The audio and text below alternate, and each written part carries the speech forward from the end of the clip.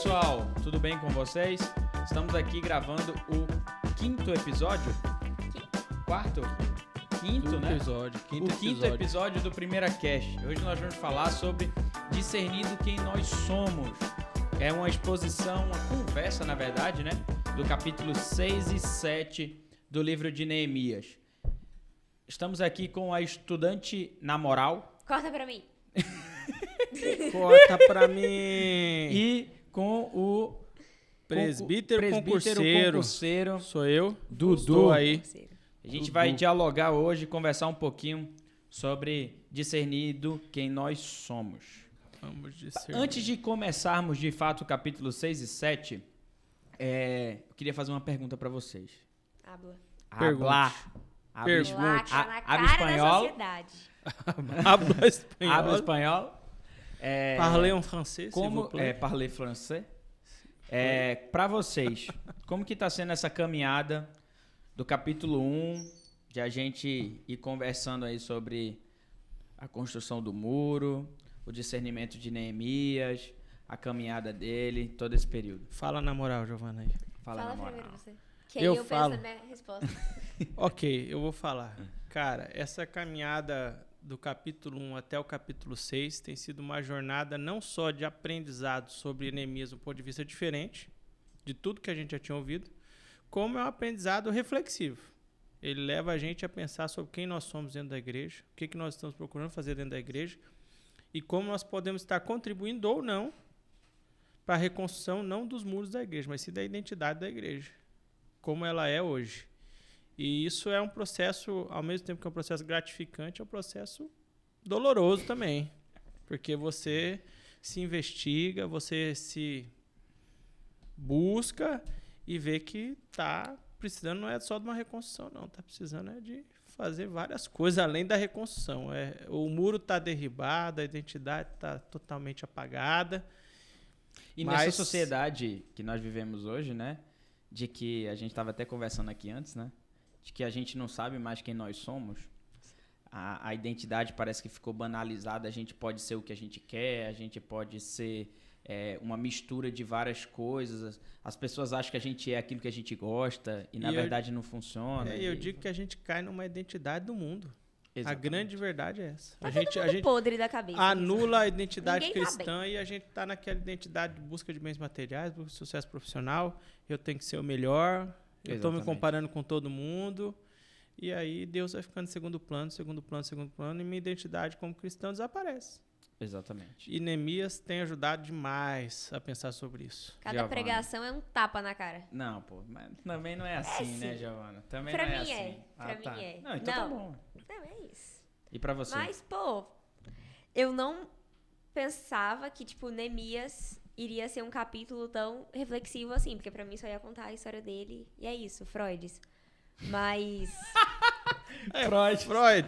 Mas, tipo, tá sendo bem top, assim, top. Cara, pra você, Giovana, né, é ótimo ouvir a exposição de Neemias, porque eu até falei isso domingo de manhã, né? Porque, por exemplo, eu e o Eduardo tem um monte de coisa que a gente ainda pode construir. Por exemplo, eu ainda posso construir como que eu vou criar os meus filhos. O caminho que eles vão andar. Mas eu não posso construir mais um casamento, porque eu já sou casado há 2 anos e meio. Você ainda tem muita coisa para construir. Isso é melhor do que reconstruir. Porque reconstruir é muito difícil. É que nem... É doloroso. Reconstruir é doloroso. É que nem casa velha, né? Às vezes é melhor você quebrar a casa toda para poder fazer outra do que reconstruir. Mas que bom. Perfeito. Que bom que tá fazendo isso, né? E é importante a gente entender que dentro desse processo de construção / reconstrução do nosso coração, que esse é o nosso tema, que às vezes a gente vai falando, tantas vezes a gente esquece qual que é o tema central e que a gente vai tratando cada subtema cada domingo. A gente sabe de que nessa construção e nessa reconstrução a gente tem vários inimigos. E nós já percebemos alguns capítulos atrás que o maior inimigo que nós temos não é o capiroto, né? Não é o demônio, não é a esposa, não é o marido, mas sim a nós mesmos. Nós. Né? Isso aí. Mas isso não tira o fato de que nós também temos inimigos externos. E temos muitos. Temos muitos. Mas quando os inimigos eles são externos, ficam mais fáceis de serem reconhecidos como inimigos. Mas a gente tem um amiguinho que tá ali também, que quer fustigar a gente, né? Exatamente. Esse cara tá lá também. Tem. Tá dentro. Tem mesmo. Não tem para onde correr. E o capítulo 6 de Neemias, ele fala exatamente isso.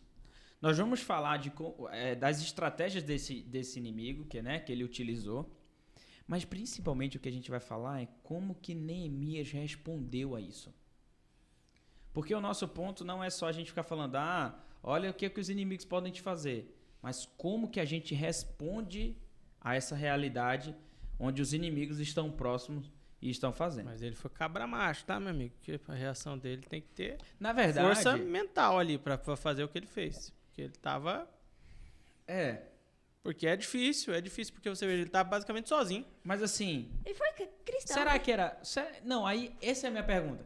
Será que realmente ele tinha uma força mental muito grande ou ele tinha uma força espiritual muito grande? Não, primeiro espiritual, Deus... Porque a nossa luta não é por espada, né? Sim. Mas contra anjos e potestades. A nossa luta de vida, ela é espiritual, né? Essa semana mesmo passada, né? Ontem, conversando com o pessoal do louvor, o que é que eu falei? A nossa luta, ela é espiritual. E luta espiritual se luta como? De joelhos. Exatamente, joelhos. De joelhos no chão e palavra aberta. Neemias entende de que os inimigos estão próximos a ele. E eles têm uma estratégia que é o quê? Vamos bater um papo com Neemias. Eles querem chamar Neemias para uma cilada. Pronto. Chama Neemias para onde? Para fora da construção. Vale ressaltar que o muro ainda não tinha terminado. Não tinha terminado. O muro estava acabando. Faltava as portas. As portas. As portas, os portais. Mas, o inimigo, ele só quer uma brecha. O inimigo podia ter pensado assim, rapaz, só falta a porta lá. Já era, velho. Eles vão terminar o muro. Mas o inimigo pensou o quê? Ainda tem uma chance. Porque as portas ainda não foram colocadas. Persistência do né? inimigo. A persistência do inimigo. Mas eles chamam Neemias para um lugar, algo em torno de 50 quilômetros de Jerusalém. Imagina você andar 50 quilômetros, não é de carro, no asfalto, bonitinho não, né? Vamos colocar aqui que a distância é mais ou menos daqui para Jaru, vamos dizer, né? Vamos dizer que seja. E aí, você falar de carro, acho que dá mais ou menos 1 hora, né, Dudu? 1 hora. 1 hora daqui para Jaru. Isso, 1 hora e pouquinho. E aí, Neemias fala, tá, tudo bem, só que o cara tá a pé, ou então de burro, ou de cavalo. Tadinho dos bichinhos. Não é 1 hora. Desprotegido. Não é exatamente. Não, para ele poder não ir desprotegido, provavelmente ele ia montar um exércitozinho para poder ir lá.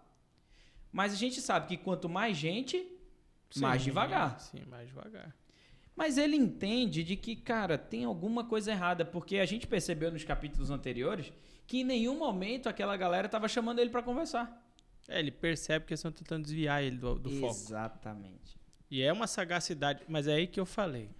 A batalha ela é espiritual, mas tem hora que você tem que estar tão ligado com a sua área espiritual e voltado para Deus, que vai ter o pragmatismo ali do dia a dia, que você não vai parar, agora eu vou pensar em Deus, Deus vai me ajudar. Não, você tem que estar no automático. Exatamente. Tem que estar e aí por isso da importância de você ter uma intimidade com Deus muito forte pro seu automático, ser um automático, entre aspas, espiritual. Por isso que reconectando, Neemias estava conectado. Ele estava conectado na fonte ali, ele estava conectado na fonte e ele estava agindo. Porque o que acontece? É isso que às vezes fica difícil para quem está de fora da igreja. Você está no dia a dia ali, o pessoal pensa, não, o cristão está toda hora, quando ele enfrenta dificuldade, ele para e ora. Não, meu amigo, você tem que estar bem com Deus para enfrentar o problema. Porque se você não tiver, você não enfrenta. E Neemias demonstra isso para a gente com uma evidência danada, porque ele está ali, os caras mandando carta para ele, falando, vem, insistindo, não sei o quê, e ele percebe, ele fala, esses caras estão tentando me sabotar. O texto diz que houve uma insistência deles, né? No versículo 4 diz que 4 vezes me enviaram. O pessoal acha que aqui há um certo eufemismo de, tipo assim, insistiram várias vezes. E ele foi percebendo que essas atitudes era para tirar ele da construção. Mas a resposta de Neemias é que é brilhante. Porque ele fala bem assim: eu estou fazendo grande obra, de modo que não poderei descer. Sem tempo, irmão. Sem tempo. É exatamente isso. Cara, é engraçado, né? No primeiro momento parece que Neemias tá contando uma mentira pra desviar os caras, né? E ele tá falando a verdade. Tá falando a verdade. Ele tá falando a verdade, só que ele foi esperto pra caramba ali. Porque ele falou, não, ó, fala que eu tô fazendo uma grande obra, que eu não posso mudar meu foco. E aí é que tá. Porque o discernimento de Neemias, de saber claramente qual que era o propósito dele. Sim. Né? Eu não tô aqui pra fazer amigo, eu não tô aqui pra conversar com o inimigo, eu tô aqui pra fazer o muro. E pronto. Então, esse discernimento, porque quando você sabe quem você é, do seu chamado, do seu propósito diante de Deus, a gente sabe discernir aquilo que é importante e aquilo que não é importante, naquilo que a gente tem que gastar o tempo, focar para gastar o tempo, e aquilo que a gente não pode perder tempo. Você sabe filtrar as situações. Exatamente. Pô, cara, se eu sou crente, e eu tenho um monte de coisa para fazer, a minha vida tem que buscar, eu não vou perder tempo com coisas supérfluas. Esse discernimento é muito importante pra gente, né? Porque quando a gente olha, a gente teve o episódio aqui com o Shun, né, de missões, sim, e a gente olha que a principal base da nossa missão é o quê? Glorificar a Deus e gozá-lo para sempre. A gente foi criado para louvar a Deus, para adorar a Deus. Então, por que eu vou perder tempo com coisas que vão me louvar? Isso parece meio etéreo, né? A gente falando que a gente não pode talvez pegar. Mas por que eu fico perdendo tempo com meros prazeres, ou com meras conversas, ou com meras coisas, quando na verdade tem um monte de coisa pra gente fazer, pra gente glorificar a Deus? Que a gente se coloca acima de Deus. Exatamente. Quando você sabe qual que é o seu propósito, você não fica preocupado com outras coisas. No grande esquema das coisas, você sabe o que você tem que fazer. Então você retrata especificamente aquilo que você tem que fazer. E isso daí é importante por quê? Porque você sabe que vão vir outros problemas. Você sabe onde você tem que focar. Exatamente. E a vida da igreja é esse retrato. Aí. Quando, nós estamos tendo experiências diversas na nossa igreja. E se a gente ficasse... não remisse o nosso tempo, ficasse dividir nosso tempo com coisas que não importam, o que é importante na vida da igreja, ia perder tempo. E Neemias está demonstrando isso, né? Às vezes a vida é isso aí. Você vai ter que se focar no que é essencial. E às vezes na igreja, por exemplo, acontecem tantas circunstâncias difíceis, não vou falar ruim, mas assim, difíceis. Desafiadoras, que se a gente não colocar o nosso projeto, aquilo que Deus tem colocado no nosso coração, a gente passa o tempo todinho ali na igreja cuidando de problemas e a gente não coloca um projeto para o povo sonhar. Patinando, a gente vai ficar patinando. Aí você fica patinando. Neemias tinha muito claro isso. Eu não vou perder tempo para andar 50 quilômetros de cavalo, de burro, sei lá do que era, para chegar lá. Provavelmente eles vão me matar, porque o Vale de Ono era um lugar muito perigoso, né? Muito difícil ia ser muito fácil matar Neemias ali. Era uma emboscada. Ele, não, eu tenho coisa para fazer. E qual é o meu objetivo? Glorificar a Deus. E como que Deus vai ser glorificado? Construindo esse muro. E engraçado, você estando sintonizado com Deus, Deus te dá esse livramento dos inimigos, né? Te dá essa percepção danada que você fala, não vou lá. Porque cara, lá é a cilada. Cara, de uma forma bem breve aqui, é aquele negócio, por exemplo, eu sou casado, né? Tenho minha morena linda e maravilhosa lá. E a gente recebe uma mensagem, ou então a gente recebe um like de uma outra pessoa. Qual que é o discernimento? Ei, eu sei qual é a minha missão. Minha missão é cuidar da minha mulher. Eu não vou me focar pro outro lado. Discernimento. Que às vezes a gente pensa assim, tadinha, tá passando tal coisa. O inimigo gosta de botar fantasia. Né? O inimigo gosta de maquiar ali, mas quem tem o discernimento espiritual fala, é cilada. Ou como diz nosso amigo Bino. É cilada, Bino. Bino. Como é o nome do Bino e... Fugiu o nome do Pô, outro. velho, o Antônio Fagundes. Do Antônio Fagundes, o Antônio Fagundes. É cilada, Bino. É cilada, Tem que saber que é cilada. Achando pouco isso, há uma segunda estratégia utilizada pelos inimigos, que é o quê? Pagar, Subornar alguém de perto. Alguém do templo. Do templo. E por que isso é importante? Porque imagina que você, Dudu, vamos pegar a Giovana. Alguém chega pra mim e fala bem assim, ó, eu vou te dar 50 contos. 50 é pouco também, né? Não vai fazer ficar de 50 contos. 200. Não, 200 é pouco também. Pouco também. 500 conto. Caio, eu vou te dar 500 conto pra tu chamar a Giovana pra tal canto e tal, tu falar pra ela que ela tem que ir lá, mas na verdade é uma cilada que eu tô montando pra ela cometer qualquer pecado, sei lá qual que seja. É exatamente isso que aconteceu. Ele bancou o profeta e mandou levar e criou uma mentira. Qual que era a mentira? Vão atacar a gente e você precisa ir pro templo se esconder. O profeta fez isso, só que depois a gente sabe que ele foi pago pra isso, né? Outra coisa, gente. O profeta se vendeu. Exatamente. O profeta se vendeu. Meu Deus. Tem um outro fato importante. Antes disso, vocês estavam construindo uma narrativa mentirosa, né? Sim. Na verdade, a gente ouviu falar que você tá reconstruindo o muro porque você quer poder, quer ser rei dos caras. Quer ser rei dos caras. E o inimigo é assim. Exatamente. Tem hora que ele vai construir uma narrativa e fala, não, vocês estão ali melhorando aquela igreja, não é porque vocês querem melhorar a igreja de verdade, vocês querem é poder. Exatamente. Vocês querem é poder. E daí que vem o cara de dentro, porque isso é isso que é interessante. Neemias mostrou ali que a narrativa perfeitamente construída, ela encontra eco em alguém de dentro da igreja. Exatamente. Alguém de dentro vai comprar. Porque a gente não sabe, a gente não tem como perscrutar o que esse profeta sabia. Mas com certeza surgiu na cabeça dele e falou, rapaz, é isso aí, esse Neemias é o doidão aí que quer ser rei.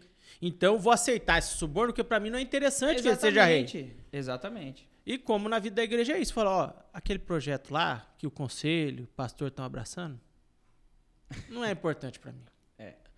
É duro, às vezes é duro, mas não é importante pra mim. Então, vou fazer o seguinte, eu vou aceitar essa oferta do capiroto aqui pra mim e vou fazer a sementinha do mal ali pra galera. E é isso. Só que aí é o seguinte, quando o cara tá discernido muito bem quem ele é, que ele é filho de Deus, amado por Deus, e que o propósito dele é glorificar a Deus e gozar a Deus para sempre, ele chega pra esse cara e fala assim, mas se tá tendo guerra, eu, como governador, eu tenho que estar na guerra. Por que eu vou para dentro do templo se esconder? Exatamente. Então, acende a luzinha do Neemias. Opa, tem alguma coisa errada. Segunda coisa aqui que está errado é, por que ele está me chamando para dentro do templo?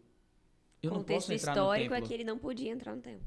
Exatamente. Os caras estão criando uma situação para ele ser culpado. Exatamente. Só que qual que é o ponto?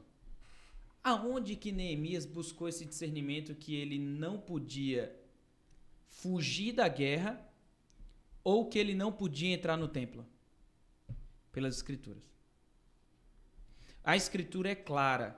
Há vários textos lá no Pentateuco falando de quem podia entrar no templo em determinados horários. E ele sabia que ele não podia. Mas você vê como é preparo, né? Também. Conexão com Deus. O cara tá conectado com Deus e tá lendo a escritura, tá preparado. Porque não adianta você falar, eu só tô orando. Deus vai revelar a escritura pra mim de novo. Meu amigo, tá lá, meu amigo. Lê, não vai vir milagre não pra você. Já revelou. Você tem que estar preparado também. Você tem que conhecer. Exatamente. Pra você saber se é cilado ou não. Isso é um princípio. Exatamente. Você tem que conhecer. Porque às vezes o cristãozinho tá lá, fala, não, eu vou orar aqui que Deus vai me fortalecer. Daí você não sabe o básico. Não. Quando chega, acabou. Você cai. E você cai nesse lado. Eu falei isso domingo de manhã, né? Como que a gente sabe o que é pecado? A Bíblia. Pelo espelho. Você não gosta de falar que ela é sua regra de fé e prática e não lê ela? Você não é doida, é? Cara, a Bíblia é a lei. Corta pra mim, mano. Corta pra mim.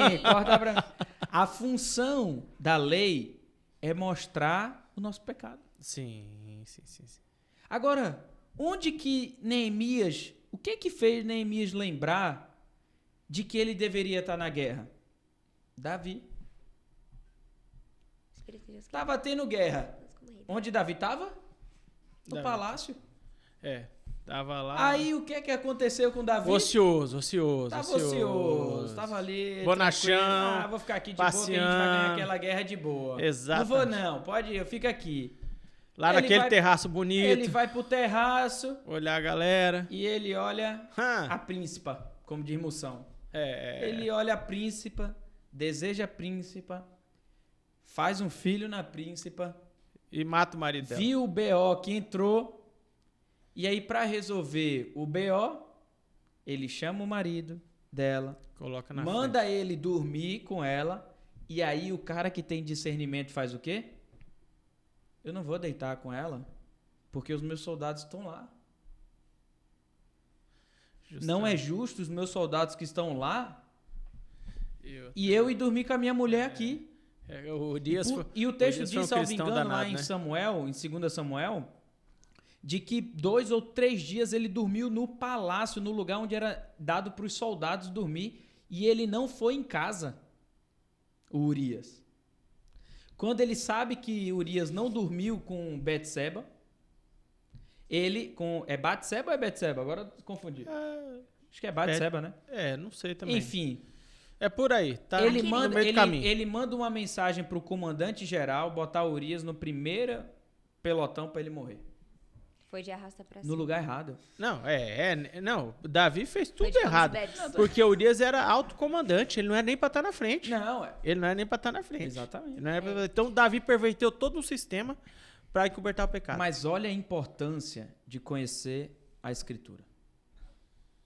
Aí você aprende com o erro do passado, né?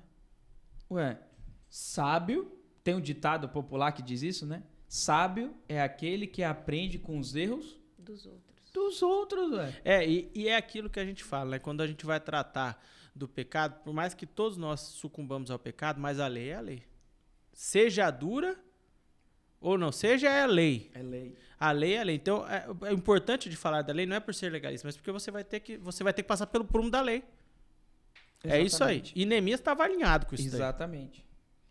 Aí, ele percebe isso, e aí ele descobre, e ele fala lindamente no versículo 14, bem assim, ó, lembra-te, meu Deus, de Tobias e de Sambalate no tocante a essas tuas obras, e também da profetisa Noadia. Não tem muita coisa do que falar de Noadia e dos más profetas que procuraram atemorizar-me. O que é que ele está dizendo aqui?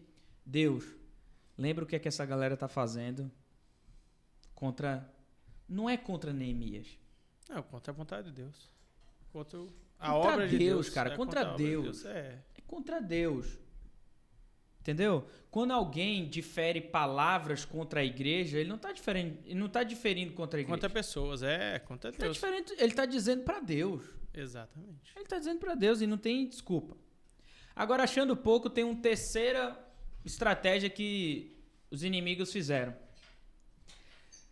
E aí, esses dói um pouco mais para Neemias, porque a gente está falando da galera do próprio povo. Porque esses inimigos, o Sambalate e o Tobias, eles estão fora de Israel, eles estão fora de Jerusalém, mas os outros não. E como é que é? É muito difícil a gente abandonar pecado. E esse pecado, normalmente a gente já pensa em alguma ação que a gente fez e a gente não consegue parar. Mas e se a gente falar de pecado, por exemplo, de personalidade?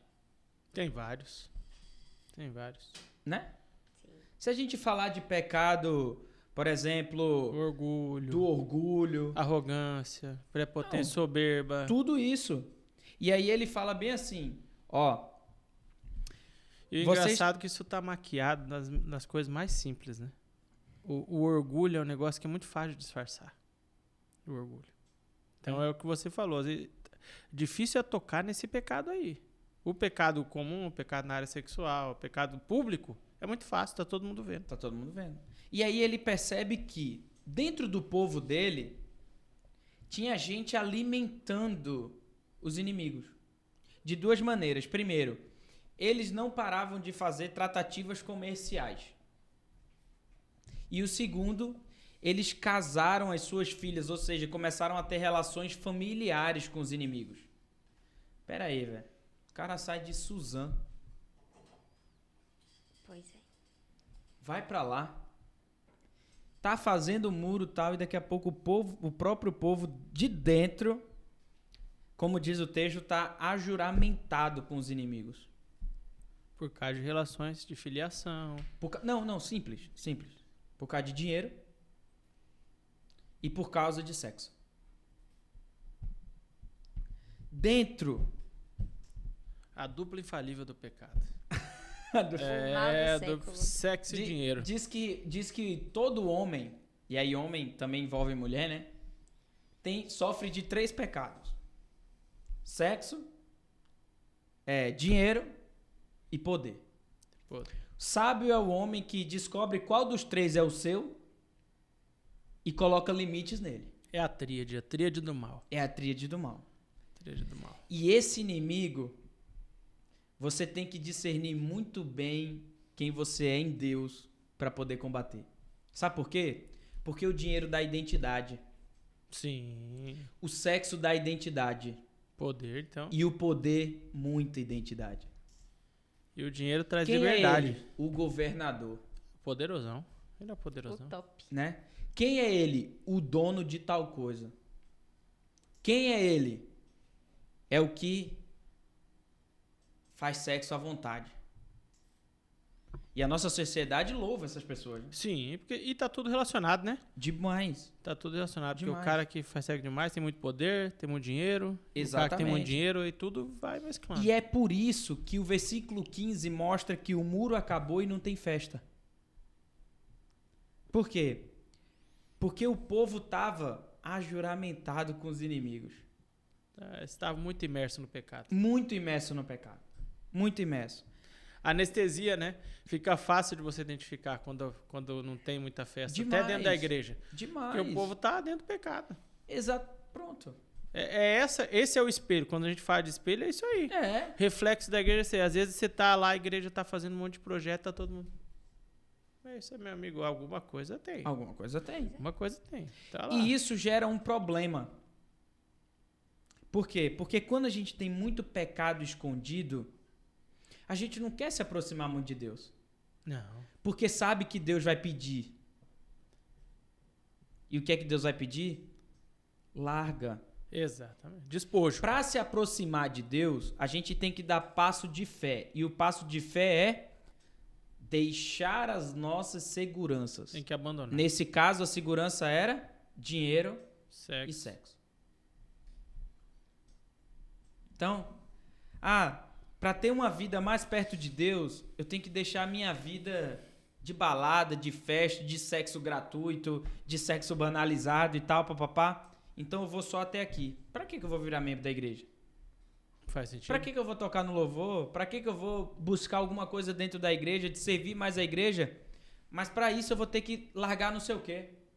Para isso eu vou ter que deixar de postar algumas coisas que eu posto.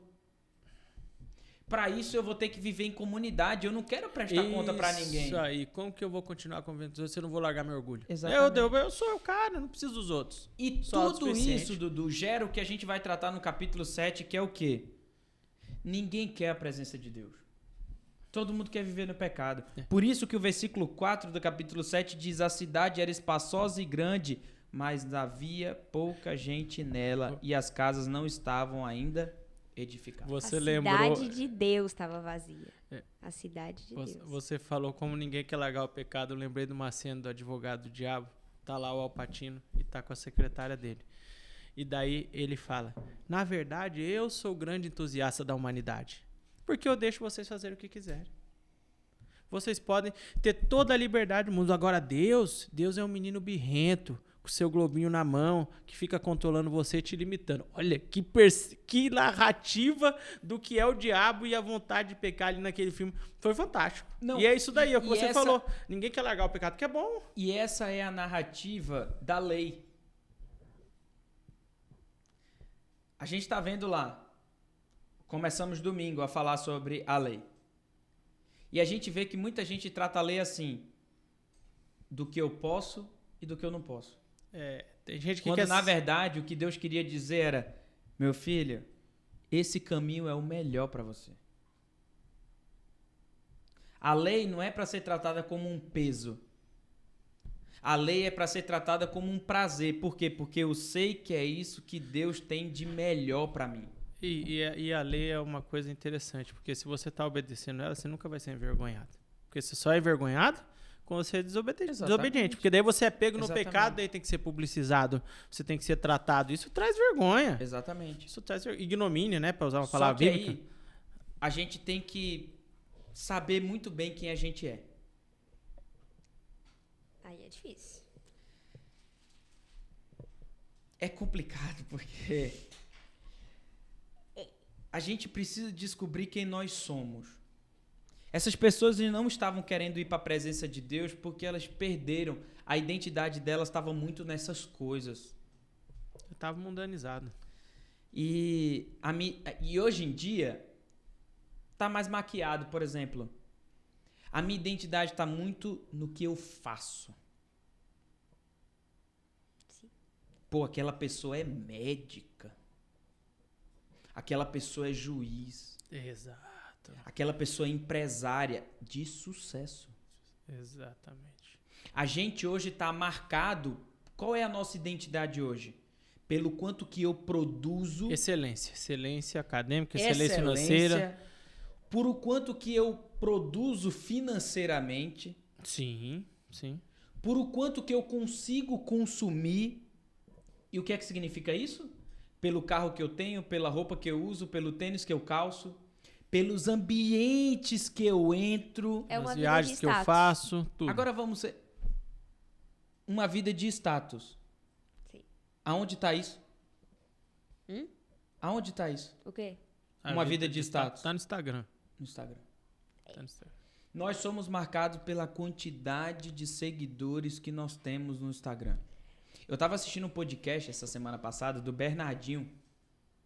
E ele falou que foi ter um tempo de qualidade com a sua filha no show do Coldplay, lá no Rio de Janeiro.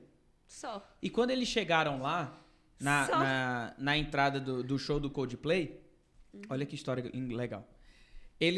Ela se deparou com uma menina que tinha não sei quantos milhões de seguidores no TikTok e ela foi barrada.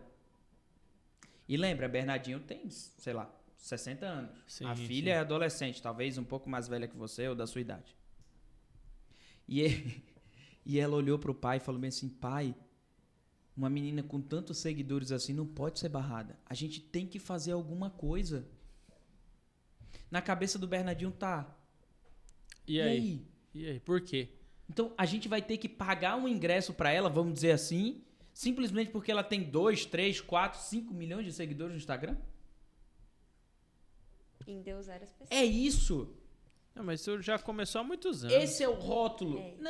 Não, sim, agora tá mais evidente. Na verdade, é só a faceta que muda. É só a roupa que muda, mas a essência uma nova é a roupagem, mesma. é a mesma coisa.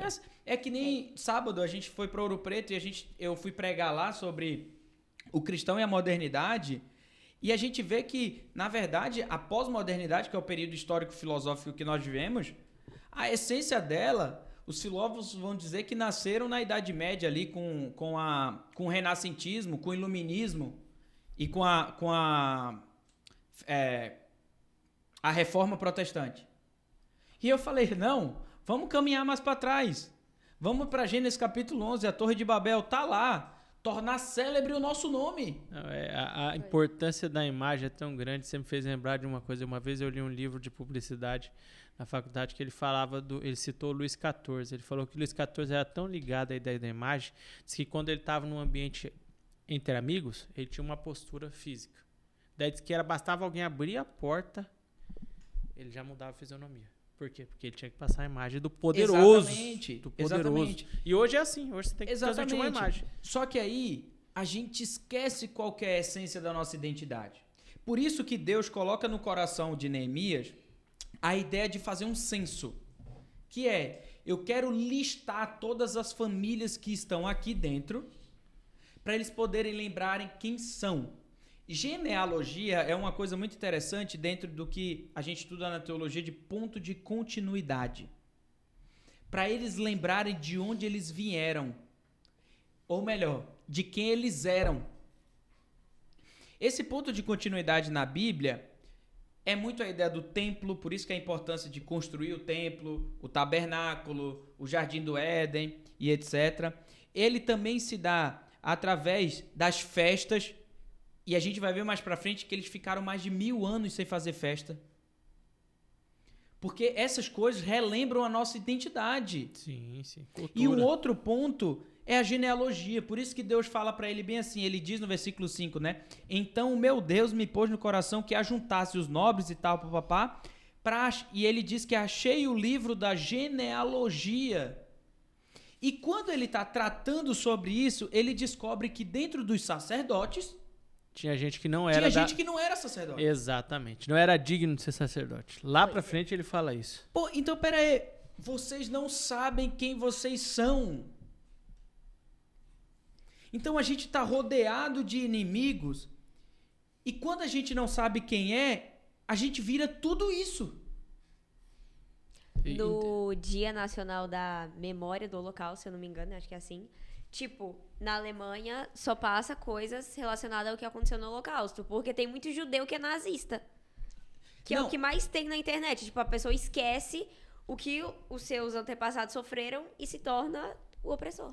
O objetivo é lembrar aquilo que aconteceu. Exatamente. Para quê? Para que isso não se repita. E as coisas são assim, né? Elas vão entrando dentro da vida da igreja e vão passando um tempo. E a gente tá tão anestesiado que daqui a pouco parece que aquilo já era a nossa realidade. Exatamente. Que é por isso que foi importante trazer a genealogia. Porque ele fala, não, ó, esse povo aqui que se infiltrou aqui, não tem nada a ver com vocês. Mas aí vai passando o tempo e a gente vai acreditando, assimilando. Tem tanto tempo que fala, quer saber, eu acho que é verdade, mas pô, que já estava aqui mesmo. Aí, e a gente vai fazendo como isso. Que funciona isso para essa galera? Quando eles vão pegando a genealogia, eles vão lembrando dos seus pais, eles vão lembrando dos seus avós, dos seus bisavós, e vai subindo a genealogia, e eles descobrem o quê? Opa, eu sou filho de Abraão. Eu sou povo de Deus. Tem uma promessa para mim. Opa, então, por que eu tô fora da cidade de Deus? Deus criou uma cidade. E ele se enquadra dentro da história de redenção. Que Deus criou o mundo. Da eleição, né? Que houve o pecado. E que Deus escolheu um povo para redimir todas as coisas. Através desse povo.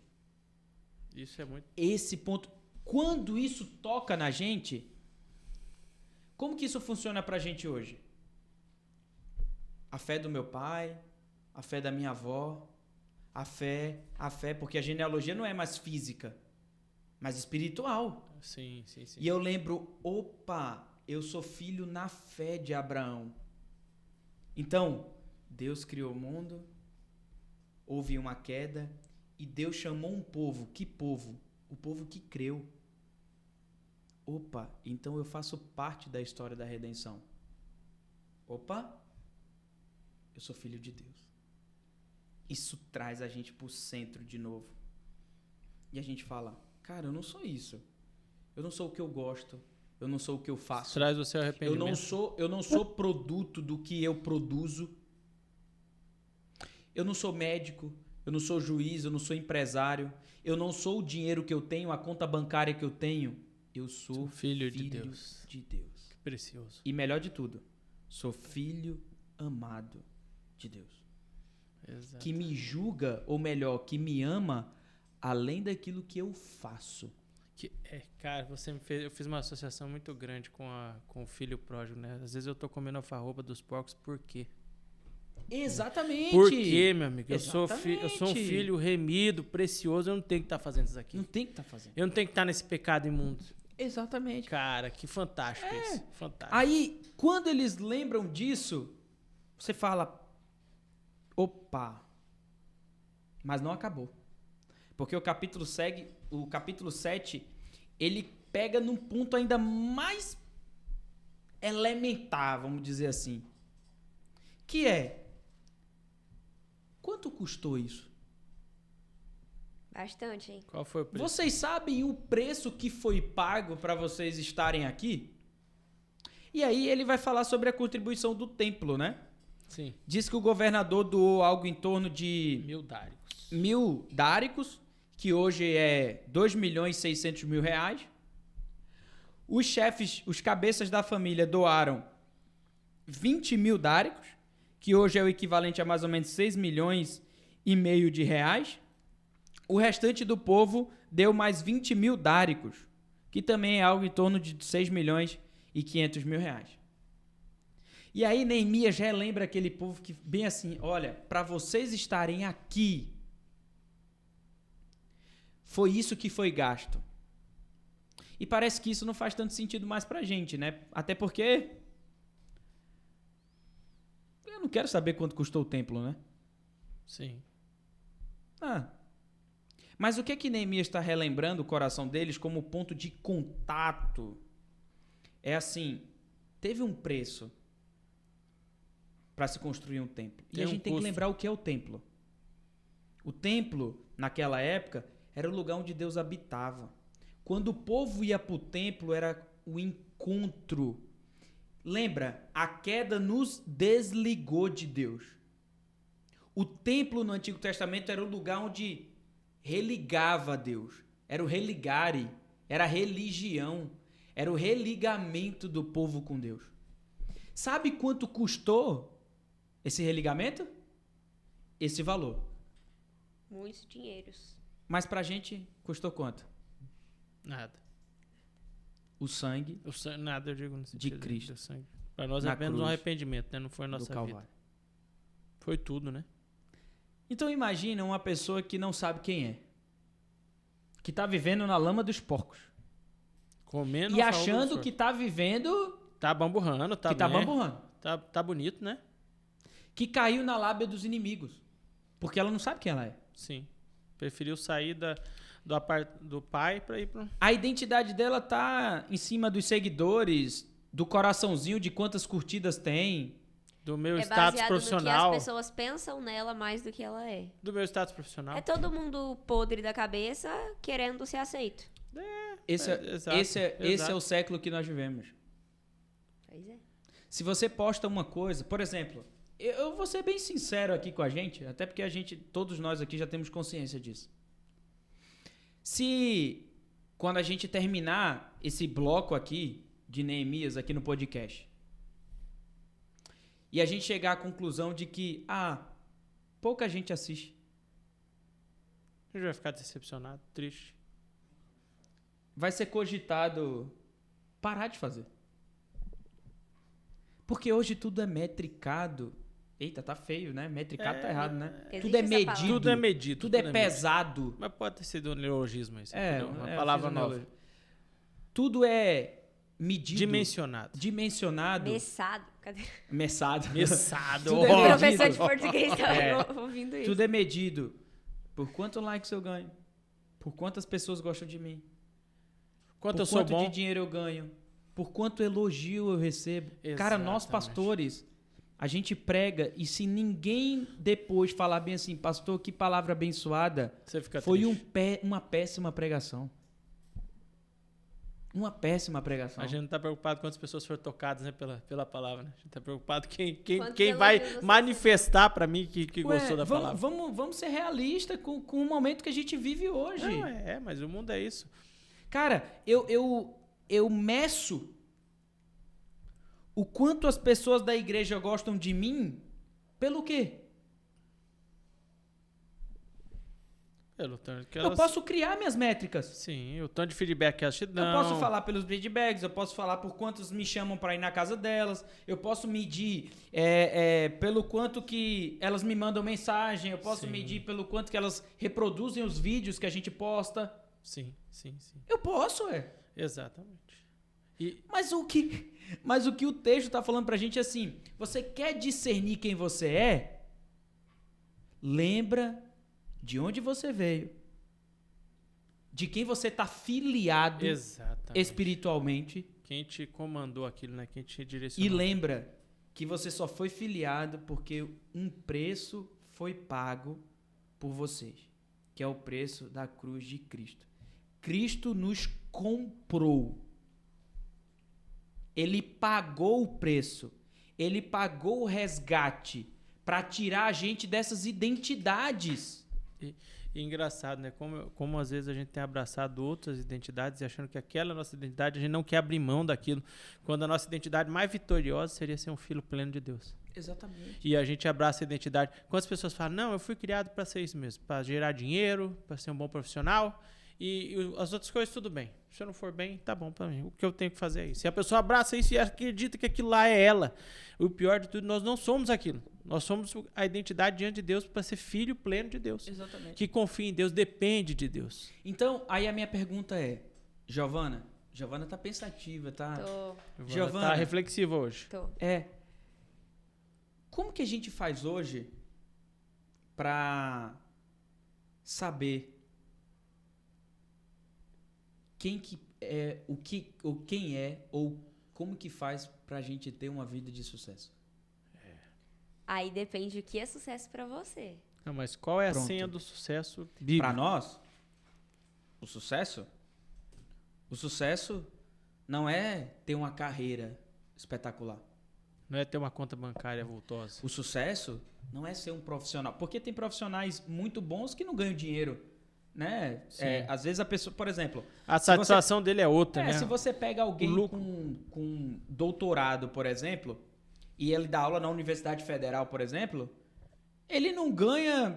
Grande, mas ele tá feliz. Porque... Não, independente se ele tá feliz, né? Sim. Eu tô falando assim que o sucesso não tá...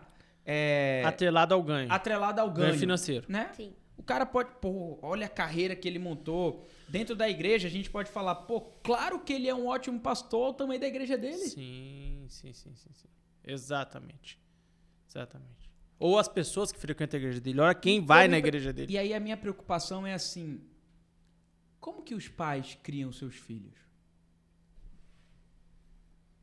Assim, eu lembrei agora do meu pai, porque os meus pais sempre priorizaram muito para mim e para o meu irmão a educação. Então, a gente sempre estudou nas melhores escolas, mesmo quando os meus pais não tinham tanta condição financeira quanto tem hoje, eles ralaram muito e priorizaram isso pra gente. E pro meu pai, talvez fosse uma grande decepção o filho dele ser pastor, pô. Pode ser. Porque que rentabilidade financeira eu tô dando pro meu pai hoje? O retorno. Só que uma coisa que os pais, né? O pai da Giovana precisa entender é que a Giovana não é gado. Exato. Pra poder dar lucro pra ele de volta. Ouviu, né? Eu investi na educação da Giovana. Agora você tem que me retribuir. Ei, eu não sou gado, sei lá mais o quê. Não sou soja, porco, não, sou pra galinha, frutificar, soja. não. Ué. A métrica agora é... O Marcos e a Elaine tem que olhar pro céu e falar bem assim, a minha filha é filha de Deus e chega, se ela quer ser gari, que seja. whatever, que seja. O problema é que a gente perdeu quem nós somos. Exatamente. Os inimigos foram chegando e a gente não falou pra eles bem assim, olha, eu não vou porque eu tenho coisa mais importante pra fazer. E a gente absorveu isso, né? Porque a gente absorveu isso do mundo de que da cultura. A gente tá dando educação para os nossos filhos para que eles sejam bem-sucedidos, quando na verdade tinha que ser um ato de abandono até dessa parte. Eu dou educação ao meu filho porque eu quero que ele seja uma pessoa educada, para ele fazer o que ele bem entender com aquilo, mas dentro da propósito de Deus. Pronto. Dentro do propósito de Deus. Só que hoje a gente não faz isso. A gente cria o filho, não é bitolado, mas a gente tem um propósito egoísta aí. Fala, eu crio meu filho porque eu quero que ele dê esse retorno. Eu quero que ele vá para essa área, eu quero que ele caminhe por esse sentido. Mas também, tudo pra você fazer hoje em dia é rodeado de dinheiro. Querendo, é uma segurança, como a gente tá falando sobre isso na igreja. O dinheiro dá liberdade, de certa forma, se você fazer o que quiser. Não tem o que você fazer sem dinheiro na sociedade. Não. E quando você tem dinheiro, você tem liberdade de fazer o que quiser. Minha sobrinha lá, toda vez que ela caga é R$3. Pois é. E ela faz isso 7 a 8 vezes por dia. É... Só que tem uma questão. O tiro do meu pai saiu pela culatra. Por que eu tô falando isso? Porque o nosso Deus é um Deus que transforma história. Então, hoje, o meu pai achou que eu ia dar retorno para ele. Pô, paguei tão caro nas escolas pro meu filho. Cheguei... eu paguei tão caro nas escolas que ele pôde usufruir de um ensino público superior, que é muito melhor do que o particular. Eu tive uma faculdade de excelente qualidade, com excelentes professores. Só que eu não dei retorno financeiro pro meu pai. Só que tudo isso, Deus pegou, né? Eu fico imaginando, em 94, Dudu, o meu pai e a minha mãe fizeram uma previdência privada para mim e pro meu irmão. Eu nasci em 93, em 94, minha mãe e meu pai fez isso. Em 2014, 20 anos depois, tu não sabe o que é previdência privada, não? Depois o Dudu te explica. Tá bom. Eu acho que dou uma aula de previdência privada. Tá bom. Em 2014, eu e o meu irmão, nós sacamos esse dinheiro. Algo em torno de 7 mil reais. Começou bem pouquinho, acho que ela pagava 20 reais por mês em 94 e foi fazendo. Sabe pra quê? Pra gente tirar um ano pra morar numa base missionária. Tudo que meu pai achou que estava investindo para dar retorno, hoje Deus pegou tudo isso e falou bem assim, eu vou usar para mim. Deus faz tudo isso. São esses passos que eu tô aqui hoje. Que eu tô aqui na igreja hoje. Então, eu tive uma educação de qualidade, tive experiência de morar fora do Brasil e ter uma segunda língua, que para mim foi a menor das coisas que eu conquistei no período que eu morei fora, porque a experiência que eu tive foi espetacular. Sem contar que isso mudou minha vida completamente, eu voltei uma outra pessoa. Eu pude ter discernimento de estudar muito mais no meu período de seminário. Tive muito mais acesso a leituras e a vídeos, porque eu sei falar uma outra língua. Abre demais. E hoje Deus está me usando com tudo isso que foi proporcionado quando lá atrás meu pai pensou assim, eu vou fazer tudo isso para eles terem uma vida de sucesso. Só que o sucesso era o quê? Profissional. Deus falou bem assim, não, eu vou usar para minha obra. E tô aqui eu, pastor da igreja. E ganhando muito menos do que o meu pai achava que eu ia ganhar. E até hoje dando prejuízo pro meu pai. E quando a gente entende isso, né? Todo mundo era para estar na igreja com esse propósito, né? É pra gente estar lá dentro. A gente podia até ter sucesso financeiro, mas desde que ele fosse revertido para a obra. Dudu, eu, Caio, não combinei isso com a Priscila não, né? Mas o meu sonho é assim, eu vou dar a melhor educação pro meu filho. Se Deus quiser, eu vou ter condição de fazer isso. Estou trabalhando para isso. Mas para a obra. Pô, imagina o meu filho virar um linguista para ganhar 2 mil reais por mês. Mas se ele traduzir a Bíblia para uma tribo ou uma aldeia indígena que não tem a Bíblia, para mim ele já foi um grande homem de sucesso. Ah, mas ganha 2 mil. I don't care.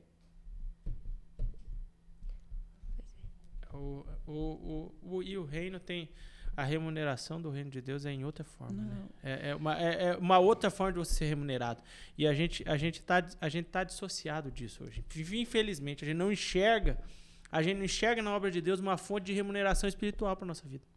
A nossa lógica é outra. Exatamente. A gente perverteu a lógica de Deus. Dudu, a lógica econômica do reino é dar. E o que adianta você ser uma pessoa... A gente suplantou a lógica do reino pela nossa lógica mundana. O que adianta você ser uma pessoa com uma carreira grande se você não tem uma vida espiritual? Não, ou o que adianta você ter uma carreira enorme, você é uma pessoa altamente insuportável, que ninguém quer, intragável. Não adianta nada, isso daí não tem valor algum. Aí eu me preocupo, porque assim, a geração do meu pai era muito a questão econômica. Até porque não tinha internet, né? Não, quando a gente nasceu, não tinha internet, Dudu. Foi porque 94. A internet foi 94. Mas 94 já. Mas assim, não, mas a internet ficou mais popularizada 2000, lá pra 98. A partir dos anos 2000. 2000 e tal. Isso, 94, a Giovana já nasceu na internet. 94 que tinha internet era privilegiado. Era mais empresas. Não, e a gente tinha aqui no Paraná, tinha internet da Uber de escada, 56K. Escada. Não 56 KB. É isso, né? Ela não sabe nem internet de escada, 56 KB. Tá vendo? Internet de escada. Discadinha lá e tal. Na época do meu pai era muito isso da questão financeira. A moçadinha da Giovana é like. É like. É ser popular. Então lembra das 3 coisas lá? Fama, poder e dinheiro. Sexo, poder e dinheiro. É tudo uma necessidade de que agora as a gente pessoas tem a gostem fama. de você. Mas a fama tá meio... Porque, Giovana, todo ser humano tem a necessidade de ser amado. Se fizesse uma terapia... Não, necessidade Deus, caída, né? E Deus está falando, eu te amo. Você é o meu filho amado. Que seria o suficiente, mas ninguém quer acreditar nisso. Não, e quando Prefere acreditar em like. Quando eu me conecto com o amor de Deus, eu não preciso dos demais em teste, né? Eu não preciso que... Ele gera os demais. Exatamente. Eu não preciso da validação dos outros. Eu não preciso dessa validação. O que é o fariseu? O fariseu é alguém que faz alguma coisa para ser amado. Busca validação. É isso que as pessoas estão buscando, validação. O tempo inteiro. E Deus está falando, sai daí, pô. Eu costumo falar que hoje em dia eu vivo assim. Se eu chegar no fim da minha carreira e Deus falar, ó, tá ok, você pode subir que seu lugar tá garantido, meu amigo, tá bom demais da conta. Tá top. Pra mim tá top. Pra gente terminar, o que fica no nosso coração é, será que a gente tá discernindo corretamente quem nós somos? Será? Olha, eu vou falar pra vocês, essa é uma grande tentação de nós pastores, tá? A gente precisa do voto, né? Ano que vem eu quero ficar lá na igreja. Sim. Não, é desafiador. E aí, desafiador. Precisa. E se eu não agradar as pessoas? E a gente vive nessa tensão entre Deus, acreditar que sou filho amado, acreditar que eu posso descansar nele. E a validação. Acreditar no vem a mim, vós que estáis cansados e sobrecarregados. Cansado e sobrecarregado do quê? De ter que fazer alguma coisa para ser aceito. Vem pra cá. E do outro lado, ó, se você não agradar a gente, você tá fora. Essa tensão. E cada um tem a sua tensão. Pois é. Né? Na escola, a Giovana vai ter a tensão dela na escola, de ser crente, de não ser crente. Antigamente, ser crente era não jogar, não beber, não jogar aposta, né? Que chama. Hoje tem o bet, né? Que mudou. Tá numa roupagem, tá todo mundo fazendo, mas é a mesma coisa. Hoje tem a Blaze. A aposta da Blaze. Tá vendo? Ai, nem me lembro. Mudou. E a gente vai viver essa tensão o tempo inteiro. Mas a gente tem que lembrar quem nós somos. Quem nós somos? Filho amado de Deus, e nascemos para glorificar e gozá-lo para sempre. Para sempre o adorar. Amém? Amém? É isso aí, meu povo. Isso aí, pessoal. Cadê? Vem, Gabriel. Estamos Façam aí. terapia e vão à igreja. Corta pra todo mundo aqui. Tá nessa câmera aqui? Não, tá no centro. Não, tá no centro. Pra todo mundo. Tá no centro, tá todo mundo. Tá pra todo mundo. Desculpa. Gente, ó. O Gabriel faz bullying comigo, gente. No próximo episódio, nós temos novidade pra vocês. É verdade. Tá bom? Novidade. Então já fiquem espertos. Compartilhem esse episódio, deem like, pensem e reflitam naquilo que foi falado aqui e incorporem dentro do coração de vocês o amor de Deus e o amor de Cristo por vocês. Você já sabe o processo, ativa o sininho, nos siga nas redes sociais e continue com a campanha correta, porque senão você já sabe, Giovana, o que acontece se você não continuar a campanha correta? Morre. Eita, a mãe morre. Você quer perder sua mãe? Acontece. Se Cuidado você não tiver mãe, você quer morrer? com isso. Pois é. A campanha continua firme para que isso não aconteça. Então Manda continue no nos grupo seguindo. das Por tias. favor, vocês conhecem. Gente, Valeu, obrigado. Todo domingo, às 9 da manhã, às 18h30, Rua na Rua Mato Grosso, 1797. 1797. A gente se encontra lá. E pode procurar a gente também no Instagram, Primeira IPB Jipa. E aí, manda mensagem lá, tá bom? Valeu, pessoal. Valeu, tchau pra vocês, Abraço. Tchau, tchau.